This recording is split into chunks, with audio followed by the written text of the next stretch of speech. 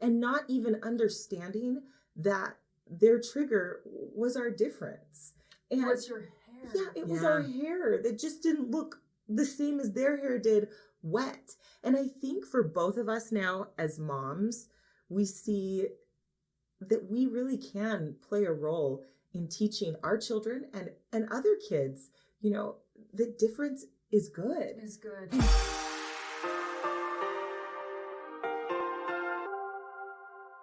Hello and welcome to The Middle. I wish you had been a fly on the wall for the pre-prep of this episode because it could have been like 5 episodes. We covered everything, right? We did. We're so grateful that Alexis and Chante have agreed to come to the yellow couch. Isn't this yellow couch great? We want it. I want it in my house. I always say that, but I genuinely mean it. I love the yellow couch, and it's become a really sacred space where here at The Middle, we unpack really complicated conversations and topics. And today, we could probably do hours of unpacking because there's a lot that all three of us feel and want to say. And I'm so grateful. You both have been very busy. If you don't know these two beautiful women, then I'm not sure who doesn't know who you are right now, but they have kind of burst on the scene in the middle of a middle conversation around race and are beautiful ambassadors and teachers. And I don't know if you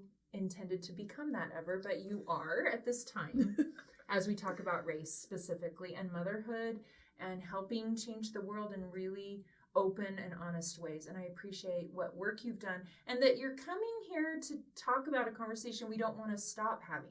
Right. You know? Yes. Because you have been doing a lot of messaging on social media, on local news platforms, and you have kept the conversation going that really kind of burst forward a few weeks ago.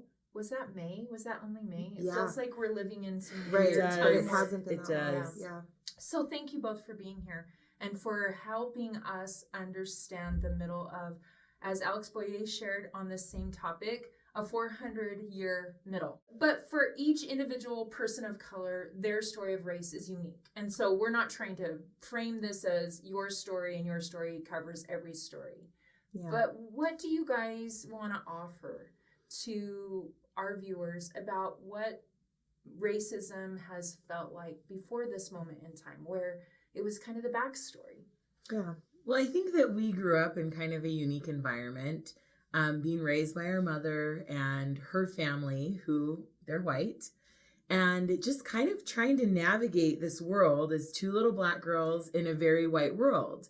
And I feel like, you know, you tend to believe that, you know, you belong and that you're just like everyone else. But I felt like quickly we started having experiences where others told us that we weren't. Right. And I even remember in 4th grade being called the N-word and told that I couldn't play with a group of girls because I was the N-word. And I feel remembering like just how startled I felt. I don't even think I fully understood what that word meant, but the energy that it was said with was just so mean and exclusive and saying like, you can't play with us because of that. Mm-hmm. And I just remember feeling like, you know, it's my skin color that's keeping me from these things, but yet I don't feel like I shouldn't have these things. And so I feel like we have been growing up since we were young, trying to navigate, kind of feeling like we were in the middle. Yeah. And because your mother's white, your father had passed. Yes. And he was Black. And so you were in the middle of a racial story, but also it was very personal because you were in the middle of 2 different worlds. Yes. Just from an extended family perspective. And I think growing up for both of us, we were taught culturally and from a lot of different perspectives that racism had kind of come to its close. And as you know, the civil rights movement had done so much, Martin Luther King did so much, and now look where we are now. And I think we both wanted to believe that. We wanted that to be our truth. And it wasn't until we found ourselves personally in the middle of a lot of negativity that we realized it's not done. And we found ourselves there very young. Yes. I think that's such an important point because I know you've been having a lot of conversations online and in the media about this. And one of the reasons we wanted to have you come to the middle is because we don't want the conversation to end. And there is a sense sometimes when we look back on history that there was a bow tied around the civil rights movement, and that changed certain laws or certain things happened. And now we're good. And now we're good. Yeah. But what I love is that you just shared a very relatively new experience. You're not that far removed from 4th grade, was it that you said? Yes, yeah. That happened to you, and that was an interaction with kids. Mm-hmm. And you felt the sting of that, even if you didn't understand all the cultural impact of that word. You knew it was a yucky feeling to have that happen. And we're having those interchanges every day. Yeah. Yes. Every day. So true. How about you? What's something that stands out as where you were clear, wait, I'm different, and that's not a good thing. That's not being celebrated. It happened so young for me. These little tiny things that continually happened where people just, oh, she's different, or, that make you feel uncomfortable. But I think something that really stands out to me, I was 6 years old, and we had gone to a church party. They had rented the entire pool for our church. And my sister, 8 years old, she was there. We had our little ponytails, and we were swimming, and these older boys came up, and they're like, what's wrong with your hair? Why doesn't it look like it's wet? And for us, our hair was just our hair, and they started shoving her head underwater. And I remember being just a few feet away and knowing I couldn't do anything, but watching her come up and just gasp for air. And I kept thinking, stop, she can't swim. She can't swim. And not even understanding that their trigger was our difference. And what's your hair? Yeah, it was our hair that just didn't look the same as their hair did, wet. And I think for both of us now as moms, we see that we really can play a role in teaching our children and other kids, that difference is good. Is good. And difference doesn't mean abnormal. Like you and I can be different, and I can still be normal for me, and you can be normal for you. And celebrated. And I think when we start seeing difference as abnormal, then we start seeing it as wrong.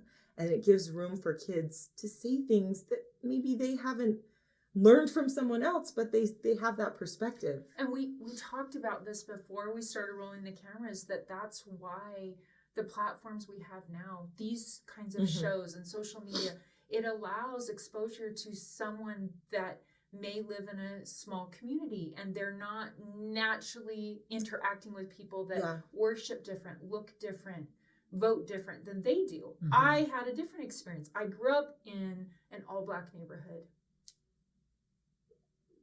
So it like my socialization was like, this is what's beautiful and loving. Right. This is how I define it, is women that look like you were the people I loved first. That's who I remember. Yeah. But like you said, those are heartbreaking stories that you both shared, and they're not that long ago. So the people that are watching this and thinking, listen, this race thing, why is everyone still talking about it? It's not that big of a deal.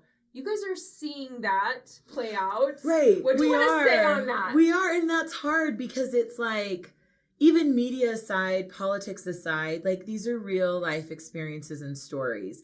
And they're not always in a safe environment or situation that they can be shared. I mean, I have close family and friends that I've not felt like that door is open where I can share the experiences I've had, my husband, my children, because I feel like people don't want to talk about it. So even right now, I feel like this is something Chante and I have been talking about since the beginning as little girls. This is a conversation we have all the time. Yes, but now we see that the door is open and other people are wanting to talk about it. And we want that conversation to continue because we feel like this is humanity. Like this is about being people and seeing people as people and connection and love. And I love the example you shared, because I feel like that's what we're trying to do, is we're trying to teach moms and families to be able to seek a little outside of their circle, diversify the things they have in their home, and be, anxiously just wanting to bring that in And as parents, we have that example to teach our children to seek that out and to love and embrace difference. And I think my sister and I, we were talking earlier today about our mom lived in Central America for a year and a half on a church mission, and she grew to love the people that she served. Because she lived Yes, there. she lived there. And guess what?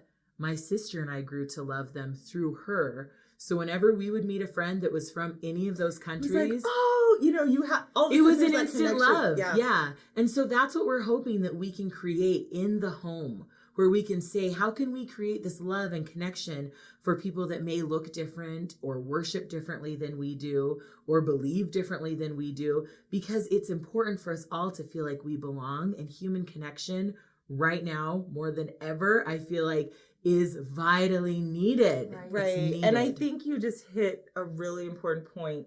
So many parents want this checklist of, okay, how do I teach my children anti-racism? But you just said it right there. Kids sense things. Right. And if they see you love and accept everyone, they're going to feel that. And they see how to treat people by how you treat people. They'll see that it's not wrong to be different. Yeah. And I think that's such an important point. And before we go to the place of where you both are trying to keep this conversation going and really offer ideas on how to do what we've just been talking about, what's some more recent examples of where you know that this didn't start with George Floyd, right? This is not, this is there's a lot of people on that list that we could just talk about that have to do with what's played out in headlines. Well, that's the thing. There are so many stories I could share. We'd be here for hours. We would be here for hours. But one story that I just thought of, because it's interesting, growing up in pretty much an all-white community in the 90s, we felt very safe. Our family embraced us. And I think I almost had this false sense of security. And so as you step out of that little, Bubble. safety net bubble, you start to experience things. And this was in my adulthood. And I was walking home from a gym in Provo, and I started hearing the N-word be screamed. And I remember distinctly thinking, who are they yelling at? You didn't even I didn't even identify myself to be in that position. Like, I hadn't done anything wrong. No one was mad at me. Why would they be screaming these profanities, saying horrible things? And it wasn't until this black Escalade pulled over to the side of the road, and I literally felt the drinks that they had land onto my face and my hair, and they started throwing the cans at me and screaming horrible things.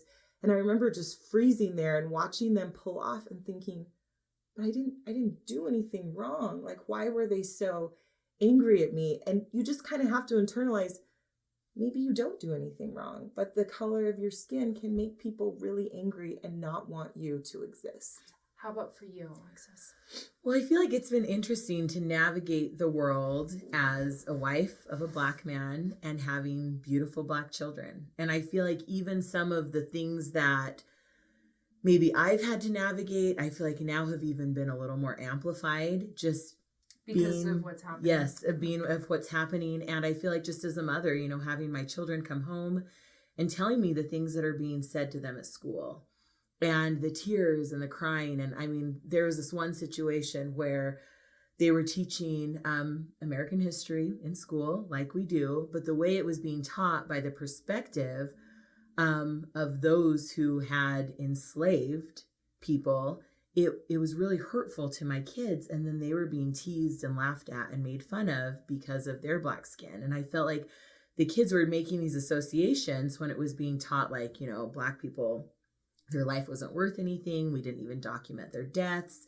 bad, evil, as dumb as animals. There was no point educating a black person. And my kids are internalizing all of this. And the kids in their class are also thinking like, well, then you must be stupid because you're black, and pointing and laughing.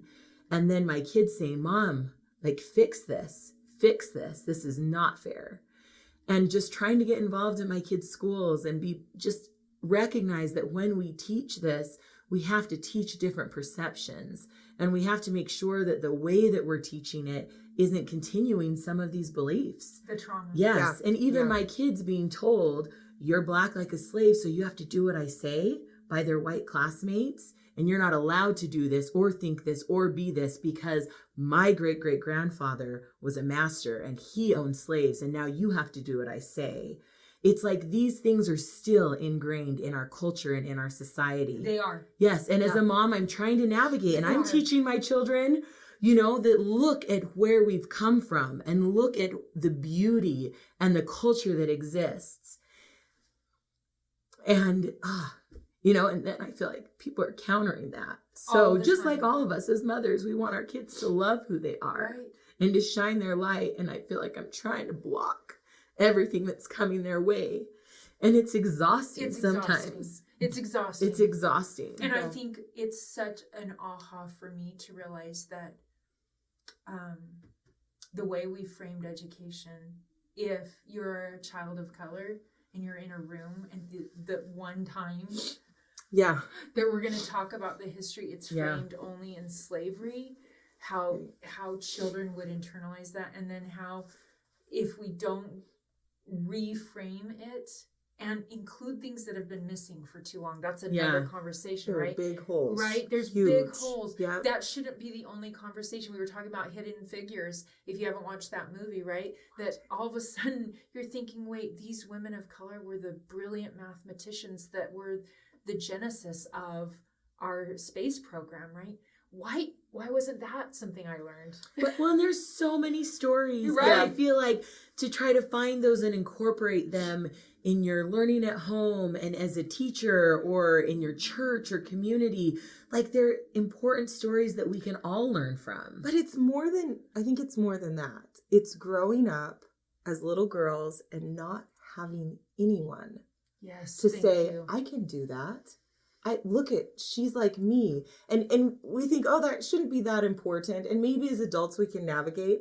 But, as a 6-7-year-old little girl, to not see anyone who looks like you doing really big things, you internalize it as, well, then I can't. You're invisible. Yeah. When your friends are thinking the same thing, I even remember as a kid, people saying, well, you can't do that because you're Black. Black people don't do that. All the time. Yeah. Yeah. Yeah. And it's like if you really look at it from like a child development perspective, based on their experience, based on what they've seen, that was a thought. Mm-hmm. And so I feel like what we're trying to do is really disrupt that, where we can challenge that and have those conversations at home with our children, with our families, because it's important. And I love the hopeful approach that both of you are taking. You're not saying the hard stuff isn't happening or hasn't happened, but you are saying, to be cliche, that the future is our children, right? Mm-hmm. Absolutely. Because they are more pliable, I think. They're willing, their walls aren't as high and thick yet. So what are you doing and what have you decided to do to really change this conversation and make a change for the better? So we're really trying to simplify it. We feel like with all things, especially as moms that are busy with young kids, is we know this is deep, it's complex, it's difficult, it's hard. But if we can make some of these things a little more simple that you can bring into your own home and you can have these discussions with your children, we can help you recognize where maybe you even need to do some work on yourself as you're teaching those things so you can lead by example. And so I feel like that's just kind of what our niche is right now, is we just know that as moms, when we're trying to learn something or teach something, if we can make it simple, our chances of doing it are so much better. Yeah. And our goal really is to try and take away the triggers and take away those walls that people put up, because we all have our life experience. We all have triggers, but to establish a common ground. We all want to raise good kids. We all want our children to see humanity and to contribute. And if we can start there and build, we're connecting on so many levels that I think we would have otherwise. We're going to have a link to Let's Talk Sis, which is your Instagram account. And it's wonderful to follow because it very much gives actionable steps and validation and reframing and education and all the things, which as moms, we're doing that every day anyways, right? We're always trying to reframe and give actionable steps, right? And validate. Mm-hmm. And I appreciate your vulnerability and your willingness. I know you're having an almost exhausting number of conversations right now. So before we say goodbye, what is the manna that helps you each day stay in that place of hope and solution through some of the crazy loud noises and voices out there right now? We'll start with you. I would be lying to you if I said that I'm always in a place of hope, you know, because it's exhausting and it's really discouraging. But I think I'm one of those constant prayers in my mind. Like I'm constantly praying, especially when I'm driving. And I think that's helpful to refocus. But really for me, I have a small group of cheerleaders, of support team that when it gets awful and exhausting and heavy, I have those safe people that I can unload to, and they carry part of that load for me, and I feel like that's the only way I can continue. And then you have the fuel for the next day. Exactly. Which is the manna, right? It's for one day. What about for you, Alexis? What's your manna? Well, it's interesting because I've had to go back to finding my manna, because I feel like the past few months we have felt like we've been kind of led to this conversation and we've wanted to have it. But I feel like I've had to put certain things in place in my life so I can continue having it. And I will be really honest. I feel like the biggest thing for me is the belief that I don't have to have these conversations, but I will do so as long as I feel like this is what God wants me to do. I love that. And so I feel like taking the pressure off myself a little bit and knowing I have to take care of myself and my family, and that this is something that I have to communicate with my Father in heaven about. Yes. And I feel like I need his help and support and know when to do and know when to not do and know when to be still. So with these conversations, we feel like it's so important that we start with ourselves. Yes. And we really try to do some work and identify even some hang-ups or things that biases. we made. That's what biases totally within ourselves, and then our family. And then from maybe immediate family to extended family to community to bigger. And I feel like that's really what we're urging people to do, is even if it's a conversation between you and your spouse or you and yourself. Journaling. Yes, journaling, writing, praying, being really thoughtful about it, and then talking about it with loved ones and family. And we feel like it just, that ripple effect, like, call us naive, but we're really banking on that. Yeah, because you're right. You can't jump to school system or corporate America if inside you don't even know where your own biases are. Yes. Yeah. So what I hear you saying is get clear on that first. Exactly. Because by the way, every single one of us has them. We do. Right. And it's something that we can't go and have a face-to-face conversation with someone and be like, you need to check your biases. Wall right there. But we can say, by teaching our kids, let's examine ourselves first before we go teach them. And all of a sudden you have parents who are like, okay, yeah, I can do that. I can examine myself before I teach my children. And all of a sudden there's not that wall there. Well, I'm thinking of the example of maybe the time you go to the pool with your kids. Does your old trauma come back? Do you see a black Escalade and feel those feelings? Like, we don't even realize how our children are watching when we're being triggered. I'm constantly, with my sister's suicide, I'm constantly trying to be aware of, am I moving towards healing? And I'm clear on where my blocks are, because I still have so many blocks in these areas, whether it's body issue or whatever that is, that I'm inadvertently transferring in my family of circles or my influences of circles. So thank you for bringing up the point that with all the what can I do to help? Yeah, start here. Well, and I love what you said about inadvertently transferring. Inadvertently. Because we're doing that, whether we think we are or not. And so to be a little more aware and recognize these things within ourselves, our hope is that we can be more intentional in teaching. Yeah. So I appreciate both of you sharing the idea of prayer, of self-care and saying no, and having a tribe of trusted people that help you remember who you really are and that what your worth is. And both of you have been that for me. Well, thank you. In the last few weeks especially, I have felt like I've turned to both of you a number of times, and that is, why connection is so life-saving, and why we're not going to survive if we stop talking. It's so true. Yeah. Thank goodness for the three of us, because talking is not a problem. It's not. We love not a it. problem. But it is sometimes hard around sensitive topics. Yeah. And so I hope that something in this conversation on this middle will help you have the conversations you need to have in your circle of influence, whether it's with your children or your friends or a coworker that you've never broached this subject with. I think it's a wonderful chance to share a link and say, hey, I just watched this show. They had a great yellow couch. And I would love to have a conversation with you about it because I want to understand more where you might be coming from. So thank you both for your generous spirits and your courage and your willingness to shape this conversation at one more level, right? Thank you for coming and being here and being a part of the middle.